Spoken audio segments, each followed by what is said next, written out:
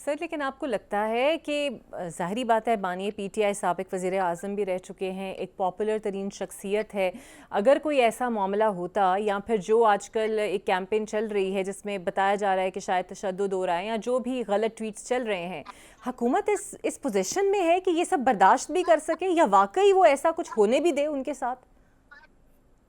लेकिन ना all the more reason इकरा कि आप एक इंडिपेंडेंट डॉक्टर को एक्सेस दें। ये तो ज़रूरी है कि अगर इस तरह की र्यूमर्स जो हैं या चीज़ें जो फैल रही हैं, उनका ख़ात्मा करना भी तो हुकूमत के लिए अहम है। और हुकूमतों को हर वक़्त मैं इस हुकूमत का ये देखता हूँ कि इनके जो तर्जुमान हैं, चाहे वो सहाफ़ी हैं या नॉन सहाफ़ी हैं, वो हर वक़्त इस तरह की बातें करेंगे, मार देंगे, उठा लेंगे, गोली मार देंगे, हथकड़ियाँ लगा देंगे। हुकूमतें तो ये नहीं करती। हुकूमतें हुँ। तो जो है उनका तो काम ये होता है कि मुल्क में अमन रहे, सुकून रहे, और ताकि इकोनॉमी चलना शुरू हो, कुछ चीज़ें बातें चलना शुरू हों। यहाँ पे हर वक़्त हुकूमत ही जो है वो आप देखें कि मामलात को बिगाड़ रही होती है, और वो हर चीज़ की बात यही कहते हैं कि बस उठा लें, कर लें, मार लें, एब्डक्ट कर लें। ना कोई एमएनए कोई इन्होंने छोड़ा, ना कोई पॉलिटिकल लीडर छोड़ा, ना कोई मिनिस्टर इन्होंने छोड़ा। हर बंदे को इन्होंने इंसल्ट किया है from top to bottom.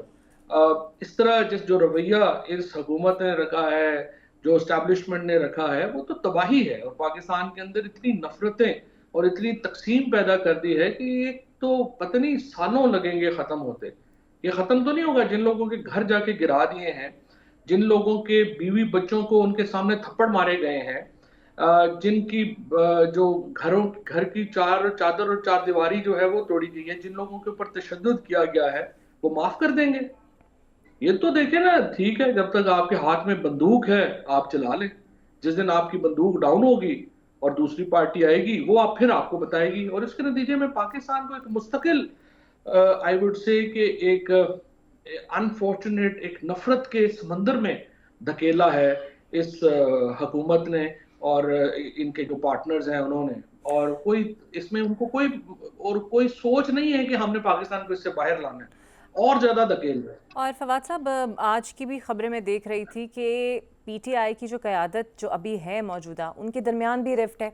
Ali Mohammad Khan ने कहा है कि जनाब आप पीछे हट जाएं, एहतजाज ना करें, बाद में करें। इसी तरह बैरिस्टर गौहर, रऊफ़ हसन, ये वो लोग हैं जो एतराज़ कर रहे हैं। यहाँ तक कि मेरी हैरानगी थी कि वज़ीर आला केपी ने भी कहा एहतजाज ना करें।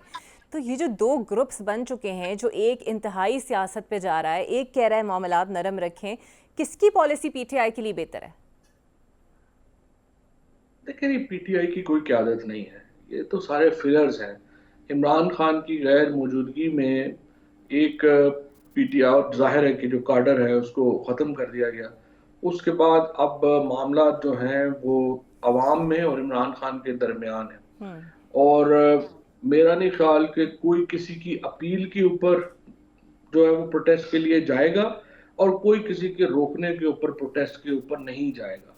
लीडरशिप तो होती है ना जिसका कारकुनों के ऊपर कोई कंट्रोल हो। इनका तो देखें कोई कंट्रोल नहीं है, ना इनकी कोई सुनता है, ना इनको कोई जानता है। और रही सही कसर जो है वो उनके अभी जो एटीट्यूड था कि सारे कारकुन जो हैं वो तो गिरफ्तार हो जाएं। लीडरशिप अगर गिरफ्तार होगी तो फिर क्या करेगा? मौलाना फजलुर रहमान से मुलाकात करने कौन जाएगा अगर हम गिरफ्तार हो गए?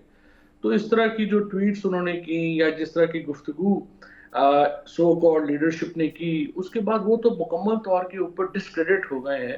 और उनको तो इमरान खान ने, हमारी पॉलिटिकल पार्टीज में ये भी प्रॉब्लम है ना, जब आप तंजीम नहीं बनाते और फिर इस तरह के जब हालात होते हैं इमरजेंसी के, तो फिर लोग नहीं होते संभालने के लिए। तो देखिए ना, इस लीडरशिप में ये कोई, मैं समझता हूँ कि मीडिया की हद तक तो हो सकता है कि मीडिया ने चूंकि किसी का हम्म। बयान तो चलाना है, तो वो कोई नाम लेके बयान चला दें कि फलाना उनका चेयरमैन है और फलाना जनरल सेक्रेटरी है या फलाना कोई एडवाइजरी कमेटी का है। बट एज फार एज अगर आप समझें कि इनका कोई कारकुनों के ऊपर या पीटीआई के लोगों से कोई ये नाता या कंट्रोल है कि इनके कहने पे वो कुछ करेंगे और रोकने पे रुकेंगे, ये कैपेसिटी इस लीडरशिप में अब नहीं है। बिल्कुल ठीक है। और आपके ख़्याल में ये पाबंदी क्यों लगाई गई है बानी पीटीआई पे? हुकूमत को इससे क्या मिल जाएगा? क्योंकि ज़्यादा से ज़्यादा क्या होगा, मुलाकात ही हो जानी थी और फिर एक जानिब वज़ीर आला केपी से पीगे बढ़ाई जा रही हैं, मोहसिन नकवी साहब और वो एक जगह बैठे हुए भी नज़र आते हैं और दूसरी तरफ इतनी सख्ती बानी पीटीआई पर हो रही है। I don't know. सच्ची बात यह है कि ये बड़ा इंट्रीगिंग है। जब अली अमीन गंडापुर ने जिस तरह से ये डी चौक के ऊपर एहतजाज ख़त्म किया या वो वापस चले गए, उसके बाद इमरान खान पे जो पाबंदी लगी है, आई डोंट नो। सच्ची बात यह है कि मुझे इन्फॉर्मेशन नहीं है कि क्या इसकी जो दूसरी साइड की स्टोरी है वो है क्या, और क्या ये जो सारा अली अमीन गंडापुर ने किया ऑन हिज ओन किया, या इमरान खान को उन्होंने इसके ऊपर इजाज़त ली या ब्रीफिंग दी थी। और इसी तरह से मोहसिन नकवी साहब ने जो अली अमीन गंडापुर को फैसिलिटेट किया, क्या उन्होंने शहबाज शरीफ साहब से इजाज़त ली थी या ऑन हिज ओन किया, और या एस्टैब्लिशमेंट से उन्होंने पूछ के सिर्फ जो है वो कर लिया। So we don't know the second part of the story. हमें सिर्फ इतना पता है, जिस तरह आपने कहा, कि अली अमीन गंडापुर और जो है हमारे अली अमीन गंडापुर और मोहसिन नकवी, वो आपस में किसी न किसी राब्ते में तो थे।